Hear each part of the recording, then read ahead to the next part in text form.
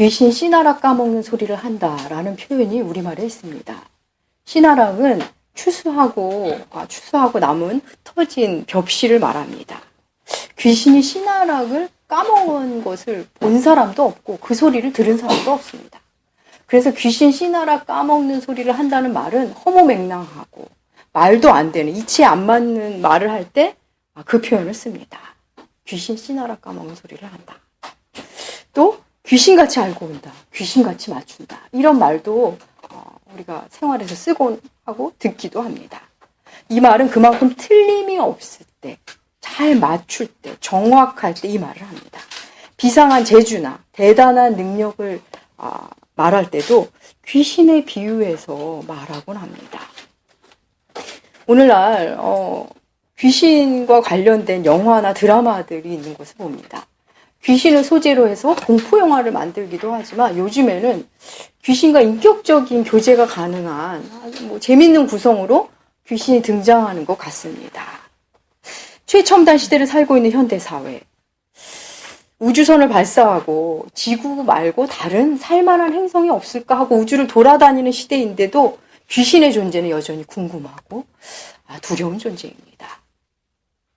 20세기 최고의 기독교 변증가로 알려진 C.S. 루이스는 악마가 도대체 무슨 생각을 하고 사는지, 무슨 생각으로 어떤 일을 하는지에 대해서 스크루테이프의 편지라는 책을 통해서 그의 사고가 담긴 그런 책을 냈습니다.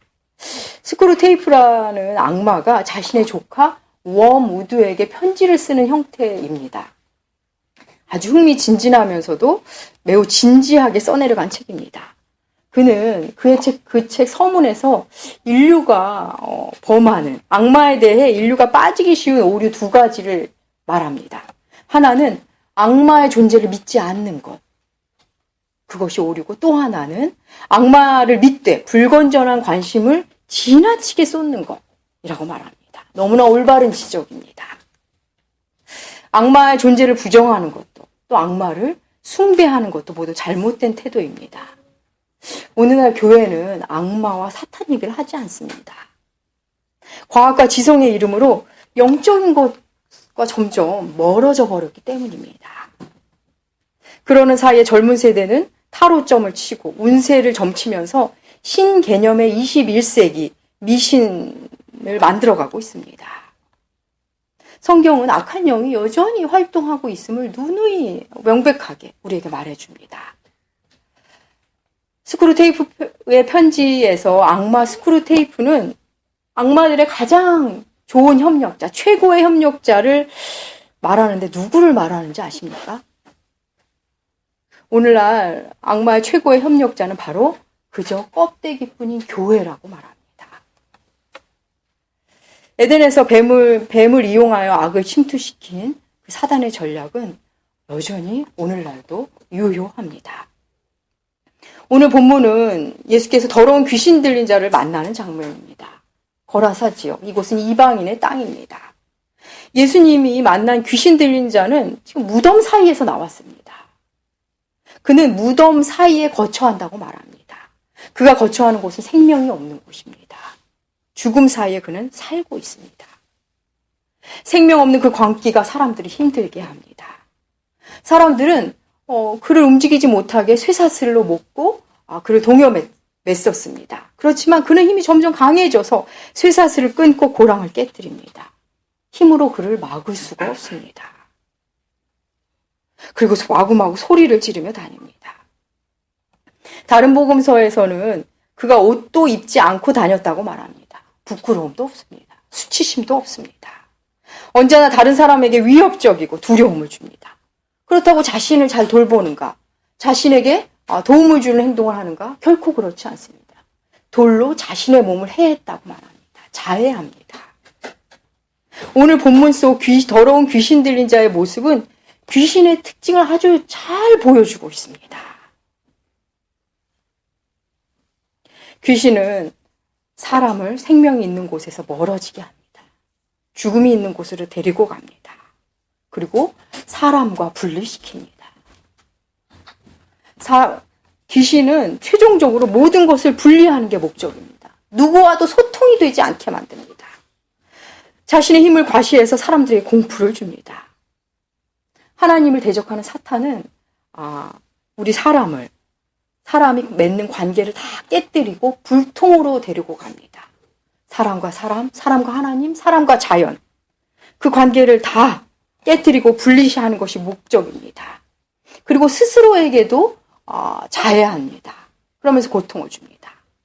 오늘 본문 속 등장한 이 귀신 들린 자, 귀신의 모습은 매우 극단적이고 대놓고 활동합니다. 하지만 오늘날 문명사회에서는 매우 은밀하고 음흉한 술책으로 활동하고 있습니다. 영의 눈을 갖지 않는다면 도저히 볼 수가 없는 모습입니다. 알아차릴 수 없는 은밀한 모습으로 악을 행합니다. 그래서 현대사회에 타락한 인간들은 자신도 모르게 악한 영의 도구로 살고 있는 모습들이 많습니다. 때로는 매우 책임감 있는 사회인의 모습으로, 때로는 매우 선한 모습으로 은밀하게 아주 큰 악을 행하고 있습니다. 사도 바울은 거짓 사도들에 대해서 얘기하면서 고린도후서 11장에서 이런 말을 합니다. 고린도후서 11장 13절부터 15절. 사탄에 대한 이야기를 합니다. 우리 함께 읽으시겠습니다. 그런 사람들은 거짓 사도요, 속임의 일꾼들이어서 그리스도의 사도로 가장하는 자들입니다. 그러나 놀랄 것은 없습니다. 사탄도 빛의 천사로 가장합니다. 그러므로 사탄의 일꾼들이 의의 일꾼으로 가장한다고 해서 조금도 놀랄 것이 없습니다. 그들의 마지막은 그들이 한 대로 될 것입니다. 사탄이 빛의 천사의 모습으로 위장해서 나타난답니다. 선의 모습으로 옵니다. 사탄은 사람을 도구 삼아서 아름다운 모습으로 옵니다. 차라리 공포와 불안의 대상으로 힘을 과시하며 나타난다면 쉽게 알아차릴 수도 있었을 겁니다. 심지어는 교회 안에서도 의의 일꾼으로 위장하여 나타납니다. 때로는 극단적 방법으로, 때로는 아주 그럴듯한 방법으로 우리에게 찾아옵니다. 이 부분에 대해서 더 자세한 것은 다음 주에 나누도록 하겠습니다. 여러분, 사탄의 특이사항 중 하나는 예수를 알아본다는 겁니다. 오늘 본문 속 귀신은 주님을 보자마자 주님께 달려갑니다. 그리고 말합니다. 지극히 높으신 하나님의 아들이요. 하나님의 아들 예수를 알아봅니다. 그리고 그렇게 주님을 부릅니다. 악의 영이, 사탄이, 귀신이 예수님을 알아봅니다. 알아보고 무서워합니다.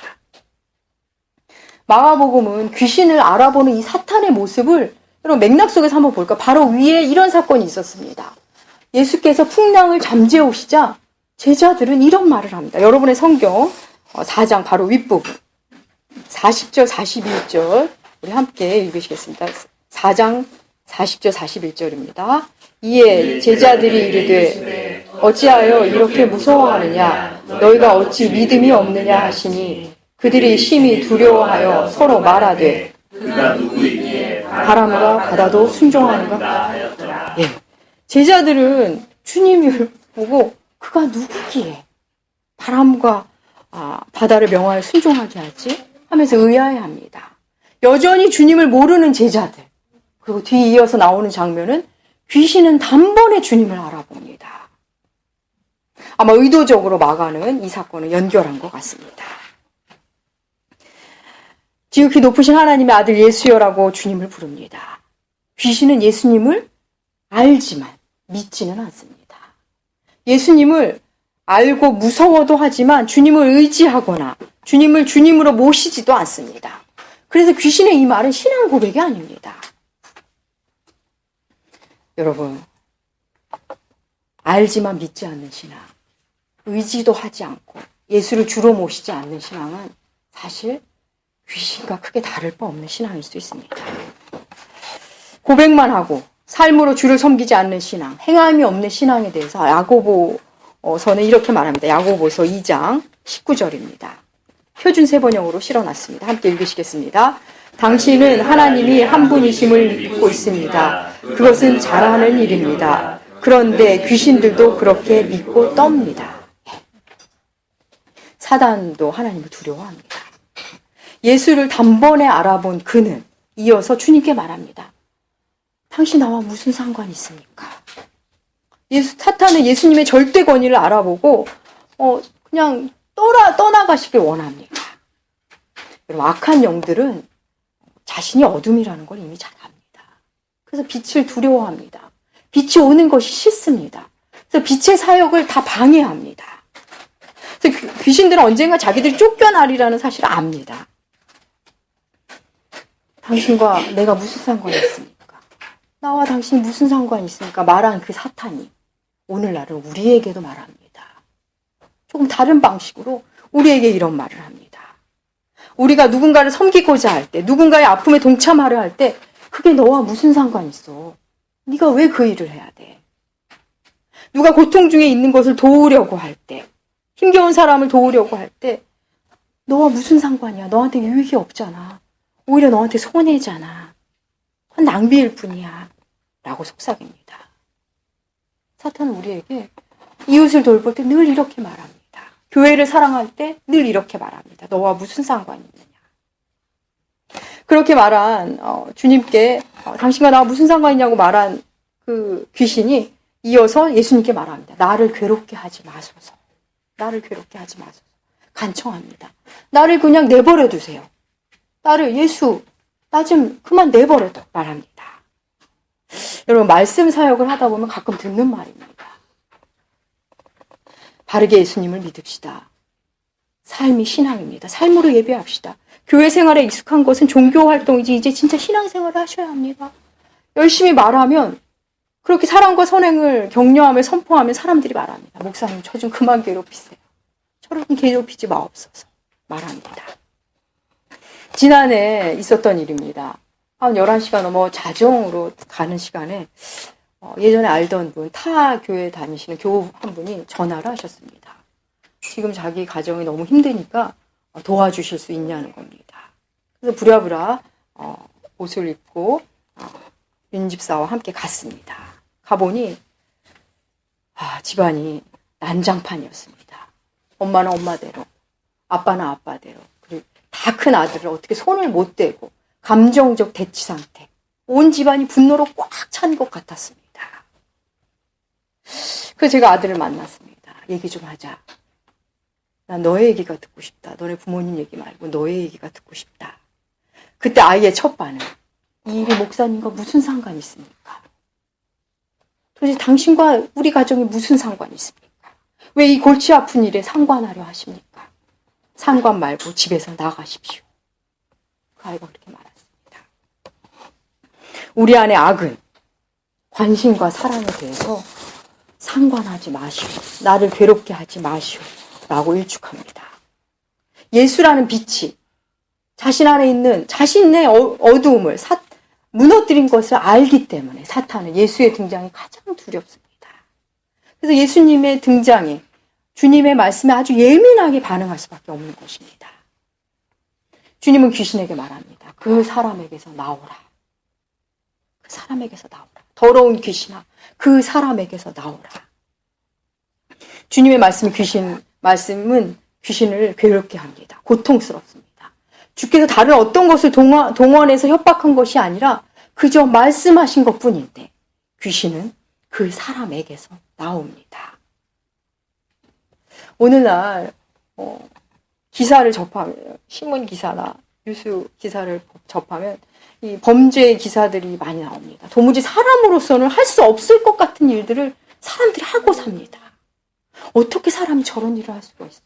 악마가 아니고선 저러지 못할 것 같아. 어떻게? 그래도 사람인데. 그런 말이 절로 나오는 기사들이 있습니다. 사람은 죄인이니까. 우리는 악해서. 라고 말하는 것으로는 너무나 부족합니다. 그것만으로는 너무 설명이 안 됩니다. 너무 지나치게 강력한 악한 일들이 우리에게 들려옵니다. 성경에도 죄가 관영했다, 꽉 찼다, 악이 하늘에 미쳤다라는 표현도 있고 실제 그 표현이 무색하지 않는 사건들도 기록되어 있습니다.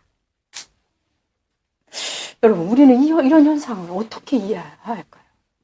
이 악의 실체는 도대체 무엇일까요? 우리는 그리스도인으로서 이걸 어떻게 이해해야 할까요?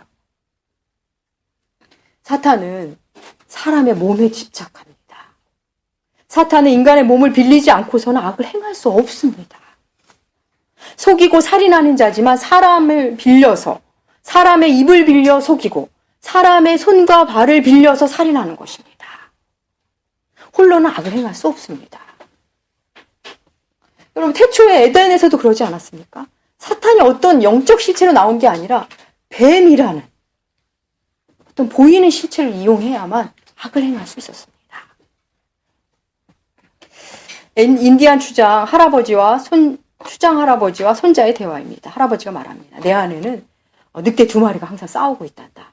한 놈은 이 2마리의 싸움은 언제나 치열해서 한쪽이 이기면 다른 한쪽은 거의 죽게 된단다.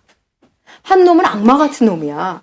그래서 이 악마 같은 놈은 시기, 질투, 분노, 열등감, 거짓, 교만의 늑대야. 다른 한 놈은 선한 놈인데 질서, 평안, 사랑, 자유, 희망, 겸손의 늑대지. 이 싸움이 할아버지 안에서도 늘 일어나는데 이 싸움은 네 안에서도 일어나게 될 거란다. 일어난단다. 손자가 듣고서 묻습니다. 어떤 늑대가 이겨요, 할아버지? 할아버지가 말합니다. 내가 먹이를 많이 주는 놈이 이기지. 인간 내면 안에 일어난 일을 너무 단순화시킨 면도 있지만 우리의 신성을 이해하는데 매우 도움이 되는 우화입니다. 우리 안에는 하나님을 닮고 싶고 하나님의 형상을 회복하고 싶은 선의 방향성이 있습니다. 좋은 사람도 굉장히 많지 않습니까? 참 인간이 선하구나를 느끼게 하는 그런 선의 방향성이 있습니다. 또 하나의 방향성은 하나님을 거역하고 하나님 없이 하나님처럼 살고 싶은 악의 방향성이 있습니다. 이 양쪽 방향이 우리 안에 다 있는데 두 방향성 중에 어디를 향하느냐, 어느 늑대에게 먹이를 줄 것이냐는 우리 자신이 결정합니다. 사도 바울은 에베소서에서 이런 말을 합니다. 에베소서 2장 2절 공동번역으로 실어놨습니다. 함께 읽으시겠습니다. 여러분이 죄에 매여 이 세상의 풍조를 따라 살았고 허공을 다스리는 세력의 두목이 지시하는 대로 살았으며 오늘날 하나님을 거역하는 자들을 조종하는 악령의 시대로 살았습니다. 사도 바울은 우리가 주님을 바르게 믿기 전, 주님을 만나기 전 악의 자리에 있을 때는 세상의 풍조를 따라 살았다. 그리고 악한 영이 지시한 대로 살았다고 말합니다. 악을 향해 살았음을 말합니다. 그럴 때 우리는 빛이 싫습니다. 말씀이 불편합니다. 더욱이 이 세상을 악이 관영하기 때문에 그냥 악을 선택하는 것이 이 세상에서 편합니다. 그냥 그 흐름에 따르면 편합니다. 영은 좀 불편할 수 있지만 둔감해집니다. 육의 사람은 편안해집니다. 더욱. 그래서 악한 늑대에게 자꾸 먹이를 주게 됩니다. 그가 원하는 대로 데리고 가서 그가 원하는 먹이를 주며 그 늑대의 힘을 키워줍니다. 소설가 박민규 씨는 외모 지상주의로 대표되는 현대 도시사회의 가치관에 대해서 다시금 생각할 수 있는 좋은 소설을 썼는데 제목이 죽은 왕녀를 위한 파반리입니다. 그 책 말미에 작가 박민규는 말합니다. 타인을 부러워하지 말고 자신을 부끄러워하지 말자. 부와 아름다움이 이토록 강력한 권력을 갖게 된 것은 사실은 그렇지 못한 절대 다수의 사람들이 그들에게 힘을 실어주었기 때문이다 라고 말하고 있습니다. 그렇습니다. 여러분, 우리가 비난하고 비판하면서도 그들에게 힘을 부여해 줍니다. 나도 실은 너처럼 살고 싶어. 난 사실 너가 부러워. 나도 너처럼 되고 싶어. 하면서 그들에게 힘을 자꾸 모아줍니다. 여러분, 이 시대의 악이 관영한 것, 사실은 우리가 악에게 힘을 모아주었기 때문입니다. 그럼 어떻게 해야 우리가 선을 향해 몸의 방향을 틀 수 있을까요? 어떻게 하면 이 사탄의 장난에서 벗어날 수 있을까요? 야고보 기자는 말합니다. 야고보서 4장 6절 후반절부터 8절입니다. 함께 읽으시겠습니다. 성경에 이르기를 하나님께서는 교만한 자들을 물리치시고 은혜를 주신다고 합니다. 그러므로 하나님께 복종하고 악마를 물리치십시오. 그러면 악마는 달아날 것입니다. 하나님께로 가까이 가십시오. 그러면 하나님께서 가까이 오실 것입니다. 죄인들이여, 손을 깨끗이 하십시오. 두 마음을 품은 사람들이여, 마음을 순결하게 하십시오. 야고보서는 말합니다. 악마를 물리칠 수 있다. 악마를 달아나게 할 수 있다고 말합니다. 어떻게 해요? 사탄을 물리치는 방법은 하나님께 복종하는 것. 하나님께 복종하는 방법밖에 없습니다. 하나님께 복종하는, 하나님이 원하시는 일을 찾아가는 일. 인디안 우화로 치자면 선한 늑대에게 먹이를 주는 것입니다. 그래서 늘 선한 늑대가 이기게 하는 것입니다. 하나님께 복종하라고요? 그걸 어떻게 해요? 말도 안 돼. 저는 그렇게 안 됩니다. 그렇고 하고 싶지도 않습니다. 라는 분도 있을 겁니다. 야고보서는 복종 이전에 무엇을 얘기하냐면 사람의 교만을 언급합니다. 하나님은 교만한 자를 물리치시고 겸손한 사람을 향해 은혜를 주신답니다. 나는 하나님 없이는 살 수 없는 자라는 것을 인정하는 것. 하나님 말씀 앞에 겸손한 것. 하나님의 말씀 앞에 나의 경험과 계산을 내려놓는 것. 그것이 바로 겸손입니다. 우리는 오늘날 우리도 모르게 어쩌면 알면서도 두 마음을 품습니다. 이것도 갖고 저것도 취합니다. 이것을 가졌다고 해서 저것을 버리기가 싫습니다. 그래서 두 마음을 품고 삽니다. 주님은 야고보 기자를 통해 우리에게 말씀하십니다. 두 마음을 품은 자여, 마음을 순결하게 하라. 거라사 지방에 귀신 들린 자, 그 사람에게서 귀신이 나오게 한 것은 결국 무엇이었습니까? 예수님의 말씀이었습니다. 그 사람에게서 나오라는 주님의 말씀이었습니다. 그 사람을 사랑하는 주님의 말씀. 그것이 귀신을 떨게 합니다. 주님께게서 나온 주님의 말씀. 그 말씀이 귀신을 떨게 했고 그 사람에게서 나오게 했습니다. 사탄은 예수님의 말씀이 두렵습니다. 예수의 영에 벌벌 떱니다. 여러분이 말씀을 듣지도 않고 성경을 펴지도 않고 배우려 하지도 않으면 누가 제일 기뻐할까요? 사탄이 쾌재를 부립니다. 사단의 전략에 협조하고 사단의 전략에 넘어간 겁니다. 오늘날 많은 교회들이 말씀을 바르게 가르치지 않고 예수 그리스도를 선포하지 않는 것. 사탄이 쾌재를 부립니다. 사탄이 예수 그리스도를 단번에 알아봅니다. 그리고 말세로 갈수록 무지한 영들은 교회만 그냥 썬데이 크리스찬들은 어쩌면 말씀도 교회도 참된 교회를 못 알아볼지도 모릅니다. 하지만 사탄은 정확히 진짜와 가짜를 알아봅니다.